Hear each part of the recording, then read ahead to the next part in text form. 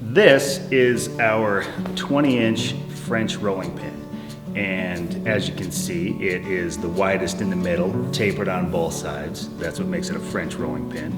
There's a couple of benefits that you find with the French rolling pin that you don't get with the regular old school cylindrical rolling pin with handles. One of the problems with those is you've got a handle on those, and those handles can fall off, they can get sticky, you can get stuff in there. They're usually attached with a screw, and that screw can rust out over time. This is just simple, there's no moving parts, so you don't have any of that to worry about. And that also makes it real easy to clean and easy to store as well.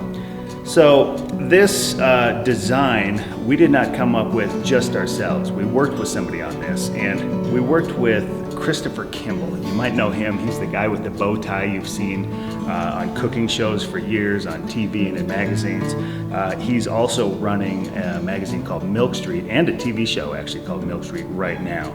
And he's just a leader in the cooking space all around. And he came to us and wanted us to design a French rolling pin for him. So we came up with some designs we thought were great. We sent them to him. He sent them back and critiqued them for us. We sent him a new set. He sent those back. We sent him a new set, and he sent those back.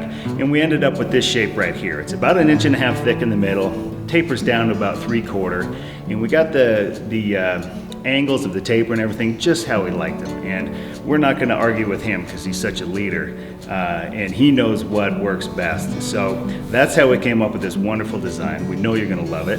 And if you haven't used a French rolling pin before, they're quite nice to use. They've got the taper here so you can put the pressure on the right side, roll it around a round piece of dough. You can put taper on the left side, or you can run it like a regular pin and put plenty of pressure in the middle to flatten out whatever you're working on. So that is our 20-inch French rolling pin.